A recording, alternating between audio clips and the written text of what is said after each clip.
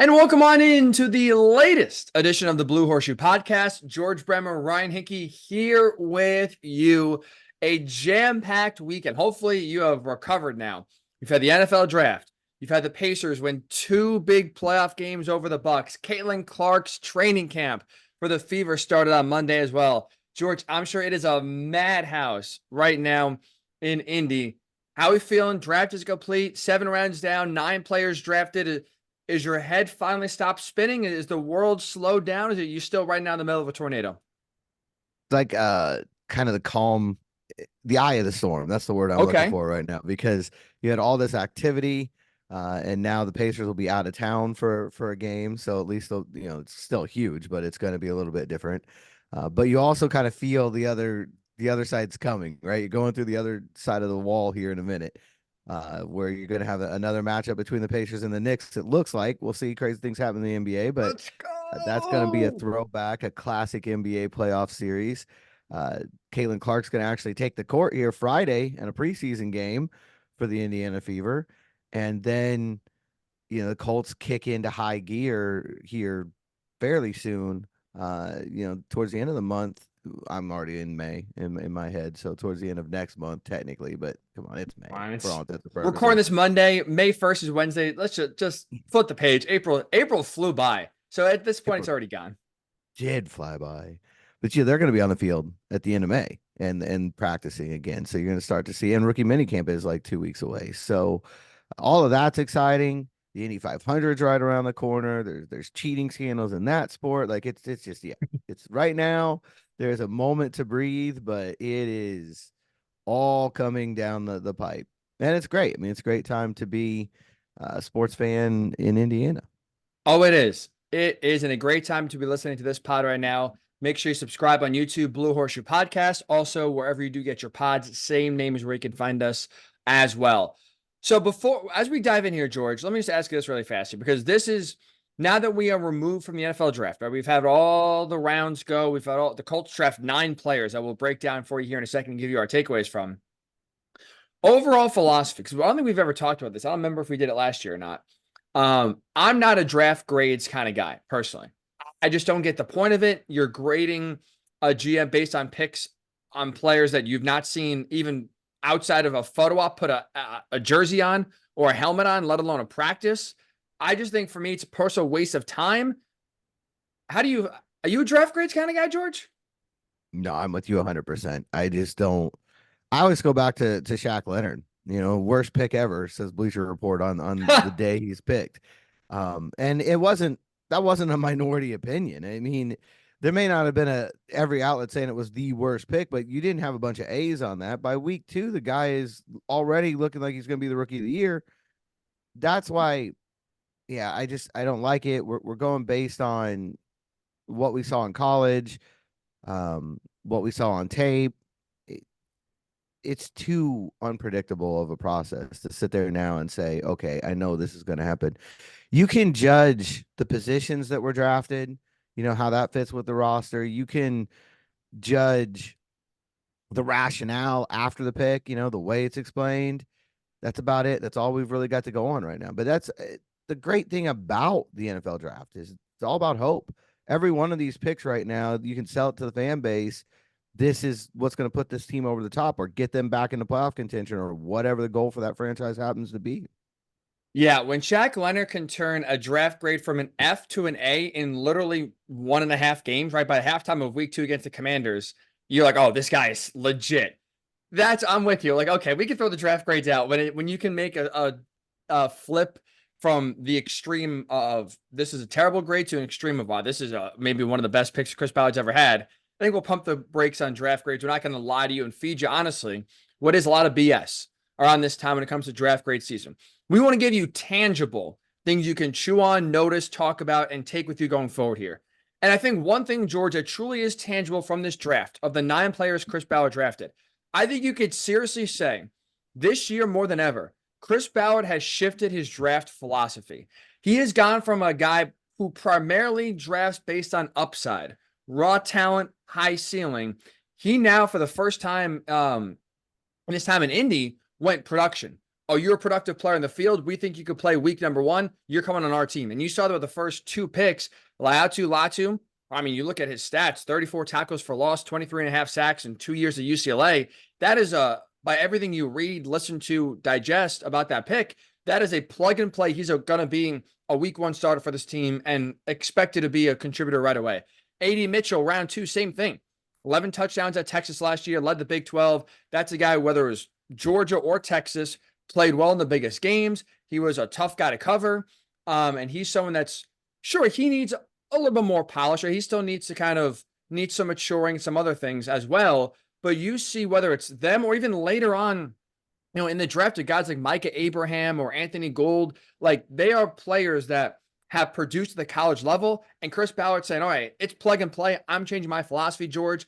I like that because I think, especially early on, some of the first round picks you've seen struggle and have questions. We'll get to Kwity Paye here in a little bit, but that was a guy that was supposed to be a high ceiling, I don't want to say project, but, a developmental player that so far has not reached his peak ceiling that the Colts have wanted. I like, respect, and agree, George, with the change of philosophy from Chris Ballard this year, now going for more finished players and going for now more production immediately. Can you, from your position, do you see like a change of philosophy this year with the draft from Chris Ballard compared to previous years? Yeah, definitely. I think that's one of the things that stood out. It just didn't. There were still a lot of high traits guys. It's not a complete Right. 180, but the type of player that he was looking for absolutely changed. I think Latu definitely is a prime example of that. You look at every other. We talked about this, right after the pick on that late Thursday night pod. Most of the defensive ends, most of the edge guys that he had taken prior to this were all traits based. It was all projection. It was, hey, they've got this amount of explosion. They've got, bend, they've got flexibility. And that's all you heard about the pick. They think they can develop this guy into something. Now, outside of Kwity Paye, they all were taken outside of the first round too, which also changes some of the math there. But, the fact that Latu has a lot of that. He does have great athleticism. He does have explosion, but you don't have to project what he can be. He's shown it. It's not on paper, it's on the field. You can see the player this can be. And I think Shaq Leonard's on my mind because I see a defensive end version of Shaq Leonard right now when I watch Latu. He just seems like that kind of energetic, 100% effort, disruptive kind of presence. And if that's what this pick turns out to be, then it'll be an outstanding pick, and fans will come around on him very quickly. We'll see. As we just talked about with grades, you don't know. It's all projection. In my mind right now, that's the ceiling with this kid. And anytime you can mention Shaq Leonard's name, it pretty good place, pretty good company to be in. The other one that you mentioned that I think is really indicative of this shift is Micah Abraham. Because he didn't meet almost any of the normal criteria that Chris Ballard has. I think his RAS was like 3.7 or something. Wow. He's small. He's like 5'9". We're taller than him. Yeah, and he's thin. He's not. Some of these running backs come in, they're short, but they're fire hydrants. And this is a smaller player, but 12 interceptions over his career. And he's a guy that, on tape, he moves better than the numbers say. He's fast. That's the one thing that did stand out. He had a 4.43 40, but he's twitchier. He's got better movement on tape than he does on paper. And again, that production is just, extremely high. And he comes from a football family. His dad played 9 years in the league. His cousin, Tim Jennings, played here in Indy, also played in Chicago with Chris Ballard, which was interesting. Ballard didn't know that until the press conference. He didn't know that Jennings was his cousin. One of the media guys had mentioned it because Micah brought it up in our interview with him, and he's like, you could just tell. Like, it was funny. Like, I think at that moment he liked the pick even a little more because Tim Jennings, I think, is one of his favorite guys that he's worked with in the past. So I think those 2 picks in particular really highlight sort of going outside the box, being willing to change kind of the way you did things in the past. Mitchell, to me, is much like Latu in the sense that the the potential there is still sky high. I mean, these guys still have great upside. It's not like they took guys just with low floors. It wasn't that massive of a shift, but Mitchell is a massive swing for this team. I mean, I've not seen them really do that high in the draft before. He could potentially be a number one receiver. I've seen that from tons of people. If he reaches his full potential, he could be a number one guy. But he also could be a bust. You know, if he doesn't, if some of the things that have dogged him, that Chris Ballard was very, we can get into that a little bit later too, very adamant in his defense of this player. But if some of those demons win out, you know, he could end up being a guy that doesn't work out at all. And you don't normally see Ballard go for that boom or bust approach this high. He'll do it on day 3, but usually not in round 2.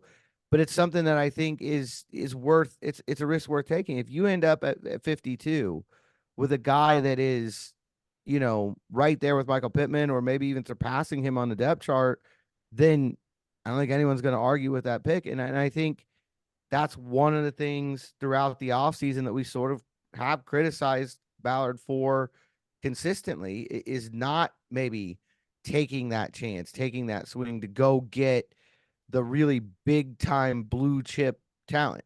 That so many times he's just been happy to stay right there in that middle zone, hit the double, don't swing for the fences. This draft, I think he, you know, up top, definitely he swung for the fences. Absolutely. And I think he also paid off a promise he said at the end of the year where he wants to add explosive playmakers. He didn't say how that would look in terms of position. He didn't say where they would get those players, whether it's free agency, a draft, in the draft, or a trade. He just said, we need to add more explosion. And I think you saw that come to fruition here in the draft where Latu, explosive playmaker from the edge. Adonai Mitchell, like you just said, explosive playmaker on the outside, touchdown machine, insanely athletic. You know, you go down the list even later on in the draft, like there are a lot of guys with that are just playmakers at all different positions, receiver, corner. Like it is nice to see Ballard pay off his promise in terms of, hey, I want to get explosive playmakers on this team. He did so at all different positions. And I think that seemed, if you want to put it like a theme of the draft, George, that kind of seemed like the theme of this 2024 NFL draft for the Colts of their 9 picks. They went explosive playmakers. Now, obviously, it's a little bit different when you're talking about Tanner Bortolini, right? And the interior of the offensive line, or Matt Goncalves. Like, it's a little bit different for offensive linemen, but like they basically had that thought in mind of who could we bring in, make those splash plays, and you said, like, make those big plays that change games. You know, the Texans beat the Colts week 18 in large part because they made the bigger plays and the Colts didn't. I think Chris Ballard, you could safely say, now whether it works out or not, it's a whole different story. But right now, at least the theme of what he wanted to do, the approach was, let's get explosive playmakers on this team. And that's why I like the change of philosophy, because it is a little bit more. I mean, he's tried that in the past, like you said, but now they're a little bit more, a lot of these prospects are more refined and week 1 ready than in previous years. With Anthony Richardson expecting to have a big year too, George, I love that approach. And I think Chris Ballard, for the most part, laid it out pretty well. Yeah, and even the offensive linemen, they're athletic guys who can move, but also with both of them, I think the key was versatility. I mean, Gonzalez honestly can play anywhere on the line. He's been everywhere, and except for center, and they said they think he can play there. They may try him there a little bit, so we'll see how that goes. And Bortolini too. You know, all 3 interior positions, he's a fit. So you know that helps you, I think, both in terms of depth, which you know anybody who's watched this team for any amount of time knows that offensive line depth is always going to come up. So you get 2 guys here who can help you at multiple positions in that regard. I think both of them are potentially starters down the road. You know, we'll see how things play out, but you can envision a world where Gonzalez is either competing at Will Fry's right guard spot, or maybe even Braden Smith's right tackle spot if the injuries continue to pile up for him, unfortunately. And you know, Ryan Kelly is I think the longest tenured player on this roster right now. So you don't know, you know, maybe he is going to get an extension. It wouldn't surprise me, and be around a little longer. But now you have, for the first time, somebody on the roster and Tanner Bortolini who you can envision developing and being a guy who can fill that role if needed. I'm not saying that's why he's here. I'm not saying it's the guaranteed play. And he may be at right guard, and you know, you don't know. It's part of why we talked about not grading. But I think these two guys are not just depth guys. Before, when they've picked offensive linemen in the middle rounds, that's, when Danny Pinner came in, the thought process was more, okay, he's going to be a backup. He ended up starting for a little while. That didn't go well, but that's always been more the focus. Or it's been literally undrafted guys who come in like Wesley French and earn backup roles. This is another change in philosophy. They're going to bring these guys in. They're going to start out as, backup guys, but both of them conceivably down the road could be starters. And I think, again, it just shows how things have changed. And then, like you said, some of the other guys down towards the back end of the draft, Jalen Carley's is another really terrific athlete. Another guy with a lot of positional flexibility, probably going to be a dime linebacker to start out with here, but can play safety if necessary. Jalen Simpson, that's not going to be confusing at all, by the way, too. Jalen's back to back. Jalen Simpson was a safety and a corner in college. He said they like him better at free the last time he talked to them, but said that was way back around the combine. And then I believe it was Jamie Moore told some reporters, not us, and a different thing that he had done, that he thinks they're going to start him at corner. So, we'll see where Simpson plays, but there's definitely position flexibility there as well. I think that, yeah, those guys on the back end were also very athletic guys. And then the one sort of, I guess, typical Ballard pick was right there at the end. Jonah Laulu from Nice. Oklahoma, who is all traits, but has a really interesting story. I mean, you're talking about a guy who basically taught himself to play defensive end because he was at a small school and he was dominant there. And he went out to Hawaii, and early on he had great improvement, great movement forward. And then the coaching staff changed, and they went to a different team, and he was kind of left on an island, and he had a choice to make. And he said, I'm going to go in the portal, and I'm going to go find somebody who can make me better. So he went to Oklahoma to play for Brent Venables, which I think is probably a good thought process of your defensive player. Not bad. And he ends up getting drafted. So, but that one feels more like that Ballard swing of, okay, it's all upside. But you know what? In round 7, hey, go for it. I think to bring up a point you made before, George, it's another theme of this draft is not only depth, but competitive depth. I think we've gotten on Chris Ballard throughout the years, whether it's offensive line, whether it's receiver, like he's left some positions going to training camp bare. And I think when you look at how this draft shakes out and the positions of where players were drafted, starting with Latu now at defensive end, where now you bring depth and competitive depth, where, you mentioned before about Kwity Paye, his 5th-year option. We'll see. They have till Thursday to pick that up. It definitely, George, I'll say, looks less likely now that option will be picked up than it would, let's say, Wednesday of last week, just when you bring in a playmaker that you think is going to at least project to be a day one starter, or at least, most of the year starter at one edge spot. And then it's Samson Ebukam and Kwity Paye splitting time on the other end. But like now you make that defensive end room, which had questions, right? And we saw their kind of struggles at times. They were hot or cold last year. Now all of a sudden you bring competitive depth there. Receiver, you talk about, sometimes the cupboard being bare, not having enough weapons. Well, now you look at receiver. That's one of the most stocked rooms on the roster.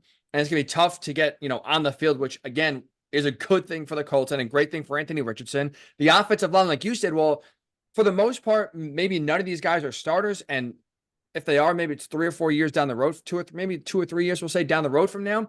But you, like you said, bring depth where now, you have guys pushing Will Fries on the interior. Will Fries could still win the job, but if you have someone breathing down his neck, it just kicks into extra gear more than if you just go in with the starting 5 knowing, there's no one really behind me that I have to worry about. Not that you take a training camp off or whatever, but just having that competitive fire start early on, like right now, is going to make this entire team better. Iron sharpens iron. Even, you look at defensive back, where there's more day 3 picks that Ballard chose to add to that position group. Like you said, they're playmakers. There are guys that have produced at college. They're going to come in, see an opening, honestly. Ballard's talked about this whole offseason. He believes in this defensive back group. Well, he proved that true in just a sense of how he drafted, and having the pick of the litter of defensive 15 chose defensive end, not corner. In round 2, didn't take a corner. In day 2, didn't take a corner. So he's telling you right now, we believe in the guys we have on the roster. But at that same time, on day 3, brought in guys that at college have produced and made splash plays just to make that group better. If you look at a guy like Anthony Gold, who's not going to be, playing receiver probably, most likely, barring a hopefully not injury to Josh Downs, but that's a guy that is an explosive playmaker that also can contribute, by the way, in the punt return game, where he averaged 16.1 punt yards per punt return last year, which I know it's tough to project that or translate that from college to the NFL, but 16.1, George, last year in the NFL would have been number 1 in the league. And it's those small things, right? We talk about winning in the margins. You now have a guy that's a punt returner that just goes from an automatic fair catch to now all of a sudden you can get a 15-yard shift going forward, and now the field is 15 yards shorter every time Anthony Richardson takes the field. Just everything, it feels like, even if it's not directly, receiver or an offensive lineman for Anthony Richardson, everything, George, the totality of the 9 picks Chris Ballard made also feel like they were geared in one way or another with an eye on making Richardson's life easier, which at the end of the day, that's, I think, what we as fans wanted, right? For most of this draft process, it's how can we make AR's life easier? I think you could say, at least right now, Chris Ballard had that philosophy in mind big time with who he drafted and when. Yeah, I mean, we talk all the time about Ballard during that pre-draft press conference. He says something, he tells you what he's going to do, and you don't know what it is until it's done. He pretty plainly laid it out with one quote this year when he talked about they're building around Anthony Richardson. They wanted to protect him. We saw them add protection for him, and they wanted to add weapons for him, and we saw them add the weapons for him. So he pretty much laid out what they were going to do right there in one quote. I think with Gold, I think 2 things with the receivers that stood out to me. With Gold, I think that has a lot to do with the new kickoff rules too. He even mentioned after the draft that, it's going to be more like a punt now, the way things are set up. And so he feels like he can be an impact in that regard. And it'll be interesting to see. He's got to, like every one of these guys, he's going to have to come in and compete. He's going to have to beat out other guys. He's not automatically the return man as soon as he steps into the locker room. But, that's going to be obviously his goal. And you draft him with the idea that's the upside. So we'll see how that works out. But I think that one really had a lot to do, obviously, with punt return, but also the new kickoff rules. And with Mitchell, I think one of the things we didn't mention last year, we talked a ton about the fact that they did not really have a true backup on the outside. That if Pittman or Pierce went down, there really wasn't a guy who can come in there and do that. At bare minimum, they have that now. Whether Mitchell wins that job, whether Pierce wins that job, whether they split that job, if they have an injury now, you have an extra outside receiver. And that to me is no little thing. No, you're 100% right. And like you said, the Colts got lucky last year where outside of towards the end of the year, Michael Pittman Jr. missed 1 game after that very scary head injury that he suffered on a hit from in the Steelers game. Alec Pierce was they got lucky last year in terms of health for the most part, where, like you said, that did not come back to bite them. I credit Chris Ballard with a little bit of foresight to make sure, okay, we probably or may not get that lucky again with health. Let's make sure if an injury does go down, we're set. And that's where it goes to competitive depth. Where they were, for the most part, a pretty healthy team last year. Obviously, I know the quarterback is a big one. But again, you have a capable backup, Adonai Mitchell, step in and still, play well enough to where you're in competition for a home playoff game, the last game of the season. So it's one of those where, like I said, if you're a good team, I think now it's about getting those guys in place in case of an injury and making the roster overall better. I think those are 2 things Chris Ballard definitely checked off his box. And I think you can feel good about coming out of this draft moving forward here is this team is now going to be, it's going to be tough to make the roster, which is huge. And now, God forbid, if there is an injury or something, or even just honestly lesser performance, someone's play drops off, not giving you early on the start you want. Now you can make a change because you have that depth behind them instead of just being like, well, we kind of got nothing else. We got to ride this out and hope things change. At this point, hope is not a philosophy or a plan of action that you can actually rely on. And I think Chris Ballard is taking less and less hope out of the equation, I think, which is a big thing. What was interesting too, George, we talked about this at the top, right? The difference in draft philosophy from Chris Ballard this year compared to previous years. It's also different now. He's a fiery guy, but for the most part does keep emotions in check, especially when talking in front of the media. I mean, you tell me, George, you were in that room Friday night. He just, I don't know what got into him, but he went off on anyone right now trying to assassinate AD Mitchell's character.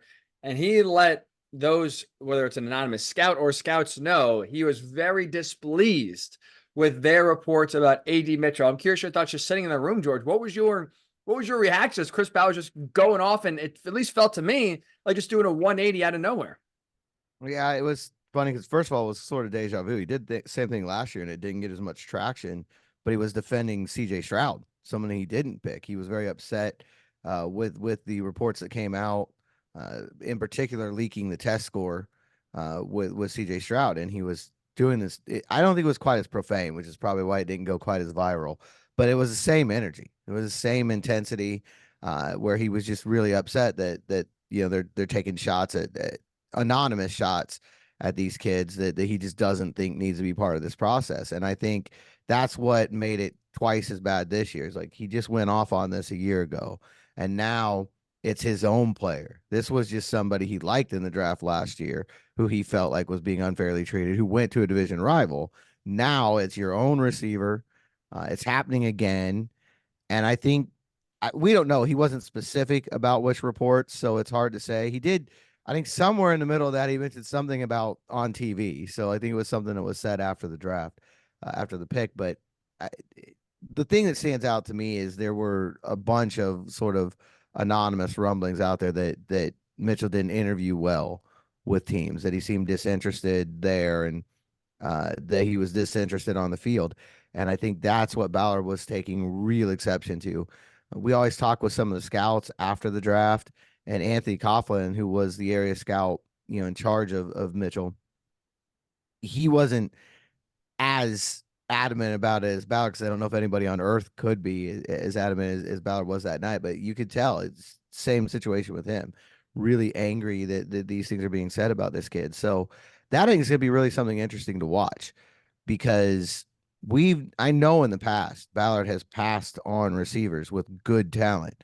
I'm not going to name names, but there are definitely receivers that were in the draft that had visits with the Colts that he passed on because he felt like the character was just something that they could not fit. So I believe him when he says that Mitchell, cleared all those bars for them. That rant is probably going to be the most remembered thing about this draft. But I do think, we got to see now how it plays out. I do think the funniest thing to me about Mitchell and the, criticism is, well, when the ball's not going to him, he just tends to take the play off. And I was like, have you met a wide receiver before? Can you say that about AJ Brown, George? Do you think AJ Brown is giving 100% effort when he knows the ball is going to Devontae Smith? I feel like that's at least 50% of the NFL. Like, Pittman stands out because he doesn't do it, but most of them, look, wide receivers, right? The best ones have old diva in them. I mean, you just go back to Randy Moss is a Hall of Famer. Yeah. And loafed when the ball wasn't going his way. I mean, it's just T.O. You go on and on and on. I just don't, that knock to me is like, I don't know. It's like saying, I have an NBA draft pick. He complains to the refs when he's called for a foul. Like, it just is part of the package here. I don't know. We don't know yet what Mitchell's going to be like when he gets into an NFL locker room. We don't know how it's going to go. What we do know is he's got a chip on his shoulder. That was extremely evident talking with him. And he's got the talent. So we'll see how it all comes together. And I think Chris Ballard's point is, let's focus more on that, and let's stop taking anonymous shots at kids that in the long run, I see where he's coming from. I mean, you've got a lot of people during this draft process that just throw stuff at the wall constantly, whether it's leaked text scores, whether it's, how they interviewed. Like, no, if you're going to say it, put your name on it. I agree with that 100%. A few things. Number one, I think both can be true. I think there are concerns with AD Mitchell, and we'll just call it character because it's kind of open-ended and all-encompassing. Because, you look at his RAS score, right? And that's one that Chris Ballard looks at a lot, and a lot of teams do. It was 9.99 out of 10. And it was what? He was one of the highest, rated, most athletic receivers, ever. like for this score. There's a reason why he fell to 52. There's a reason why the Colts are able to get him in round 2. And by the way, trade down in round 2 and still have him sit there so he's the 52nd player taken off the board. Teams don't pass on an athletic freak like that who put up production both at Georgia and Texas, 2 big-time programs. And by the way, in national title games and college football playoff games, was a touchdown machine and made big plays. Teams don't pass on that sort of receiver if there's not a red flag or two. So there is definitely concerns, without a doubt. With that said, though, I appreciate Chris Ballard taking this pick because that to me is saying, I trust Reggie Wayne. I trust Michael Pittman Jr. to bring this kid in who maybe does loaf, who maybe has focus issues, who maybe loafs or, is not the most attention to detail oriented where he can fix small parts of his game that he just is lazy in doing and doesn't want to do and relies too much on his athletic ability, whatever you want it to be. I appreciate the fact that Chris Ballard says, well, I have soon to be a Hall of Fame wide receiver coach in Reggie Wayne. I have, a great leader in Michael Pittman Jr. I trust those guys to take this raw, not even raw, just great elite talent and put the finishing pieces on him, right? It's not a complete rebuild. It's not like this guy just has all these athletic talents and no football awareness whatsoever. It's small, it's rounding out the edges. It's getting sandpaper and kind of just, smoothing out the rough spots. I appreciate Chris Ballard's faith in the guys on his coaching staff and roster to basically be like, they can make sure that this is not going to be a problem. They can make sure to get the most out of this guy. That's what I like, George. And I think that's a really huge takeaway. There's no doubt there were red flags. And like I said, I think all the Colts are saying is they to their satisfaction, those were covered. Right. They felt like but they're definitely there. And you don't know what's going to happen. But I do think it's absolutely 1,000% a bet on Reggie Wayne and Michael Pittman Jr. That these two guys who are leaders in that room in different ways can stay on him and make sure that it doesn't turn down the wrong path. To his credit, Mitchell already said he's very excited about playing for Reggie Wayne, that's part of this that he's looking forward to, because obviously Reggie's done it at an extremely high level. And now he gets to learn from him, every step of the way. Ballard also, I think not coincidentally, on Saturday night, I think it was Saturday, it might have been earlier Friday, heavily praised Reggie Wayne and the job he's done as a receivers coach and how far along he's come, what a good coach he has become. I don't think that's a coincidence that he's doing that. I think the question was asked, so it wasn't like it wasn't prompted, but this is definitely saying, I believe in Reggie Wayne's ability to get the most out of this player who, like you said, has an incredible amount of talent and skill inside. Anybody questions that? I don't think that's even been brought up. And also Michael Pittman. In my head, I sort of just imagine Pittman kind of following him around, whapping him on the back of the head every now and again. You kind of get that image right now. I think that's not specifically the way it's going to go, but I think that's the plan is that, hey, you've got a big brother now in that locker room who does things the right way and is probably going to try to hold you to it as well. I did find it very funny in the moment when he was drafted and you see the camera go to Adonai Mitchell. He looks like he was like pissed. I'm like, oh God, like, does he now want to be AR? Like, is this guy not want to be a Colt? And then you hear him on the press conference. He goes, what's your first emotion? I'm pissed. I could be wrong, George. I mean, there's been thousands upon thousands of players drafted. I don't recall anyone ever saying like your first reaction being a top 55 pick in the draft is I'm pissed. But that's, I think to your point, like that's the chip on the shoulder where hopefully, I mean, you've heard him talk about it. He thinks he's the best receiver in this draft class. And he thinks his talent is second to none. He has a confidence without a doubt of his ability. And now, like you said, you hope that he uses that anger that he felt dropping so low in the draft. He used that anger as a positive, not a negative. We've seen it go both ways, right? You can hate the world, feel like that would be something, and have that be to your detriment. Or you could say, screw it, I'm about to show third and other teams where they made a big mistake. And like I said, lean into MPJ, lean into Reggie Wayne, and just have them, I don't want to say humble him in a way, but have them just truly get the most out of him. I'm curious your thoughts here, Georgia, and just kind of hearing the first impression from Adonai Mitchell on the Zoom after he was drafted, talking about how pissed he is. Usually for one of the best nights of your life, rare to kind of get that initial reaction, to say the least. Yeah, I think Ballard did say. I think Ballard did use the word humble at some point on Friday after the draft that he does need to be humbled a little bit. Which most of these guys, it's part of the process. You come in and I mean, if you get drafted in this league, you probably were way better than everybody else in high school, and Oh, you probably were still in the upper echelon. The upper quartile of the upper quartile in college, now we're talking. and you get into the NFL, and all of a sudden they all have moments where wait a minute, that I used to be able to do that with ease, and now I'm going to have to figure out a different way to get it done. I think that's going to be part of this process for him. There's no question. But as far as like his attitude, I'm going to mention the name. It's not going to make Colts fans happy, but because like you're talking about, it goes both ways, right? And it does. It absolutely goes both ways. It can be a positive if he channels it correctly, and if Reggie and Pittman are able to help bring that out of him, and it's got to come from him too. Reggie and Pitt can do everything in their power. Absolutely. It could still end up not happening, and it does seem like he's got the fire inside, and we'll see. But the reaction itself was very similar to Quincy Wilson when he was picked.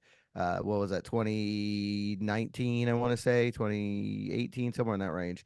Very similar reaction from him. He slid much like Mitchell did. He was younger. I think that's part of it. I think he had like just turned 20. He was one of the youngest guys that they picked. And Ballard later on said that that was one of the things that he regretted, is that he didn't take into account, how young Quincy Wilson was. But it went the other way with Quincy. And so that's it. You got to watch it. You got to see what's going to happen here. I don't know. If I could see the future, I feel like my job I'd be paid a lot more. But That's for where, sure.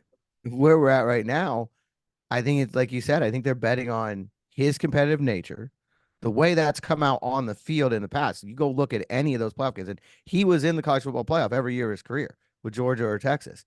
You go look at those big games, you see that competitive nature immediately with him. But they're betting on Pittman and Reggie. But ultimately, at the end of the day, he's got to be the one to make it happen. He did say he's looking forward to playing with Anthony Richardson. I mean, he said that, obviously he sees all the talent there, but I thought one of the best answers he had was that he feels like quarterbacks a lot of times, have that pressure on them to make the perfect throw, put it exactly where it needs to be.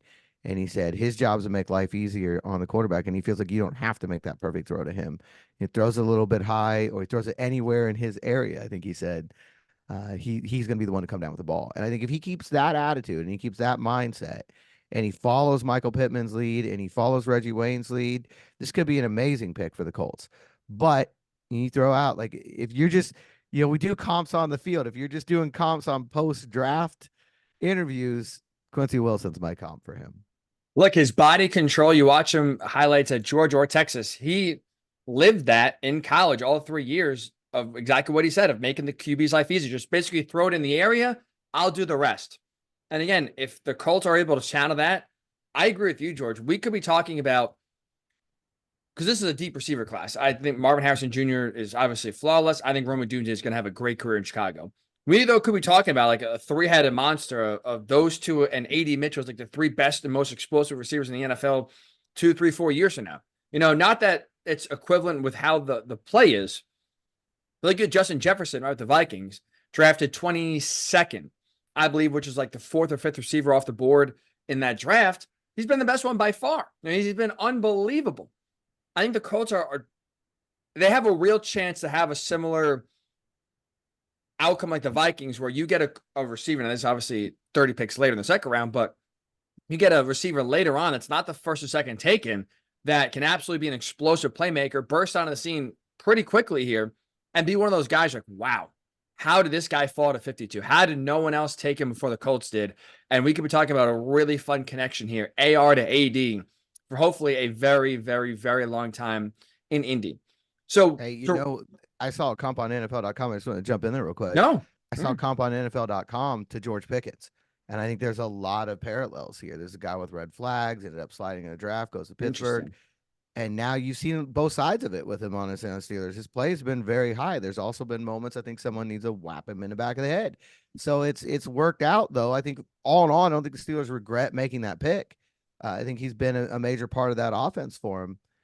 But I just want to throw that out there. I saw that comp, and I think it's talked about Quincy Wilson earlier and how things went the other way. So far, I think Pickens has gone the right way with that. There were a lot of questions. He slid very similar to Mitchell. They were teammates, I think, for a little while at Yep. Georgia. So I think that's going to be something to watch, but it could be an outcome like that for the Colts where you redraft that class now. Pickens probably goes higher, even with the red flags. And the good news for the Colts is they don't have a quarterback like Kenny Pickett, at least right now that we believe. So there should be less complaining from AD Mitchell because AR should be getting him the ball a lot more early and often than Kenny Pickett was getting to George Pickens. I think that's a safe bet here for 2024 and beyond. So we're not going to do draft grades, but I think one point you made, George, I think is fun and interesting going forward here, kind of wrap up the pod, is who are the biggest winners and losers, like guys on the roster from this draft, George? It's your idea. I love it. You can kind of go first here. Let's go positive first. Who would you say, in terms of a current Colts already on this roster, was one of the biggest winners from how draft weekend went for the Colts? We kind of already touched on it, but I think obviously AR. He's got deeper protection around him as he was promised he would, and he's got more weapons. If Mitchell does hit, that receiver core is going to go from okay and maybe underrated to being right up there near the top of the league. I mean, I would be top 5, right? If Mitchell is who they think he is can be, and you put him with Pittman and Pierce and Downs, that's going to be almost an embarrassment of riches. And oh, by the way, they still have Jonathan Taylor back there, and that I think that would be since AR sort of layup. JT is the other guy here that I think, because all this explosion around him, all these things that Shane Steichen can now draw up for all these weapons and a healthy AR back there in the backfield with him. I bet I'm just going to take a guess. Jonathan Taylor's not going to see a whole lot of 9-man boxes this year. So you're saying, going back to the last fully healthy season JT had in 2021, you're going to say that the boxes he's going to face are going to be a little bit different in 2024 than they were back then? I'm going to go out on a limb here. I'm going to say that it's going to be a little bit different look for him. I love that. And I think you're 100% right. 100% right, by the way. This is, again, the good thing here. The Colts are now building an offense where they have multiple ways to beat you, which is, I think, in this league, very, very key. Have different ways to win. Since you went to offense, I'm going to go to defense here. First and foremost, I think a big winner is DeForest Buckner. Latu, if he is able, and so far there's no reason I think he can't, but if he's able to continue his production from UCLA now to the pros, and all of a sudden he's demanding attention on the outside to where teams can't leave him for the most part one-on-one with their tackle, all of a sudden, whether it's a back, whether it's a guard and a tackle, more attention is being paid to the outside, which means, George, less triple teams for DeForest Buckner on the inside, which means he should get more favorable matchups and even be more of a force inside than he has been, which he's been one of the best interior defensive linemen in the NFL the last 5 years. He's been unstoppable. And now you make his job, I think, even easier. I think he's a big winner here with that draft pick. And speaking of that draft pick, I think another big winner, I'll go with position group, is corner. Because again, look, part of it's inexperience, right? Part of it's learning on the job and trying to grow into your role as a rookie corner. I would say one of the hardest positions to transfer from college to the NFL is corner. But one of the reasons why at times they got toasted last year was the fact that the pass rush wasn't getting home. No, they were giving the quarterback 3, 4, 5, 6 seconds at time to sit back there and pick them apart. I don't care who your defensive back is. No one's covering a great receiver for 6 seconds in the league.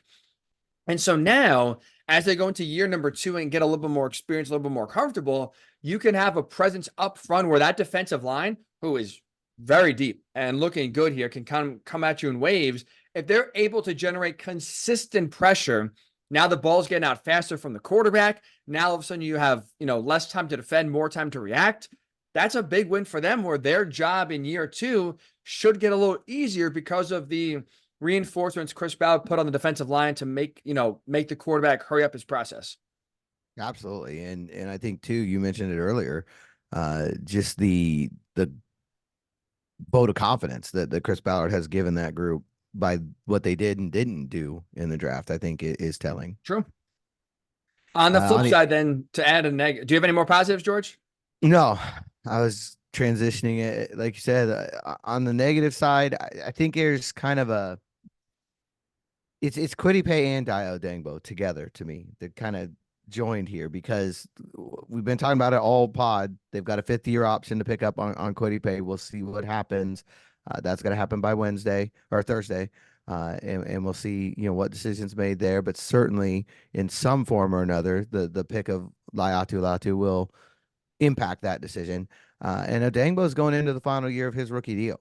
So I think before Latu's selection, you would feel somewhat comfortable saying they could bring both of those guys back. The way things are set up, they could bring both of them back. Now you've got Tyquan Lewis signed a 2-year deal, so he's going to be here theoretically through 2025. You've got Samson Ebukam, who's still around, was a big free agent addition last year. I would say after picking Latu, odds are one of Odangbo or Paye will not be here in 2025. So I would put them on the flip side of this conversation. I'm glad you flip-flopped here. You started with offense positive, go defense negative. I'm going to do the same thing, but opposite here. Defense positive, I'll go offense negative. Alec Pierce, because we've talked about and raved about the AD Mitchell pick. We're very excited for it. A lot of potential there and a lot of explosion and talent there. But if he's going to get on the field, right, you just do the simple math. Well, he's not replacing Michael Pittman Jr. He's not replacing Josh Downs. Well, you look at then the other side of the field, unless they go 4 or 5 wide, looks like right now Alec Pierce could be the odd man out because the roles are similar, kind of that both outside deep threat. Mitchell's more explosive and athletic than Pierce is. Now, I think last year, unfortunately for him, was more of a part of Gardner Minshew not wanting to throw the ball deep and not feeling comfortable about it. I mean, Pierce was open a lot. He just was not getting the ball more than once or twice a game. I would say it's more on the quarterback than it is him just not getting open. But so far through 2 years, it's been ho-hum in terms of, second round production from Pierce. And now you bring in a guy of AD Mitchell's explosiveness. If he's getting on the field, that most likely, George, means Alec Pierce is on the bench. Yeah, I mean, I would say at the very least, Pierce's snaps are going to be cut into, at the very least. It'll be interesting to see that. That to me is the competition at training camp. When we talk about, what are you watching? We'll do some spoilers for a July pod here. That one I think is going to be the one to watch because that's going to be incredibly intriguing. The defensive end stuff is going to be interesting too, but we talked about it on Thursday. Latu's a different kind of end. He's probably more that pure Leo guy. So I don't think he and Kwity Paye are going to be technically, butting heads. They can start together. They complement one another. But Pierce and Mitchell, unless you're in 4 wide or you're doing, I mean, look, we've seen Steichen draw up some pretty interesting things. He does like to go 4 verts, by the way. He's definitely got the personnel to do that now as well. But you figure Pierce and Mitchell is going to be a head-to-head thing for most of the year. Maybe it's a 50-50 split, but no matter what, it's going to cut into Pierce's snaps. Anytime Mitchell's on the field, you figure it's going to cut into Pierce's snaps. Absolutely. And again, I think it goes back to a positive of competitive depth on this roster where like if Pierce starts, well, that probably means, George, he had a great training camp and he elevated his game. Not a bad thing whatsoever.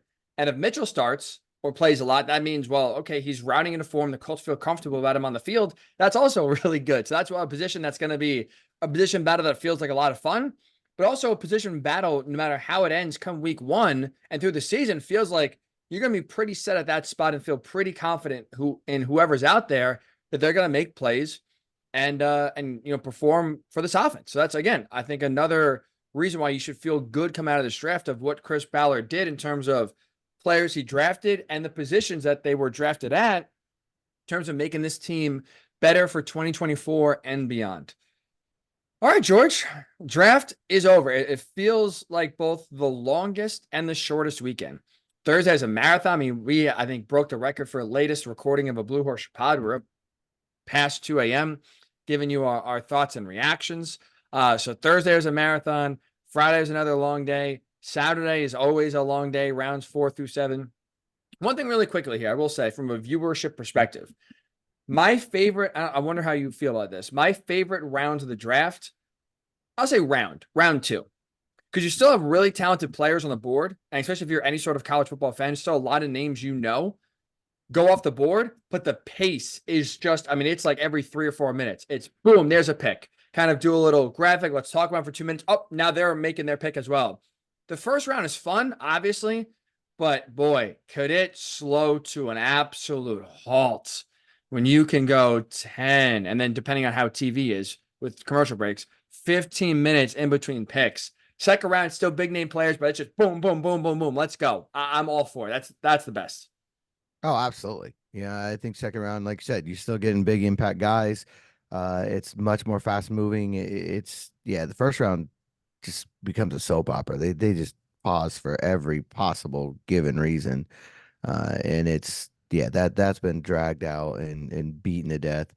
My favorite round's the seventh round because it's over. I mean, once it's done on Saturday, by the time the seventh round rolls around, I'm usually ready to throw a party.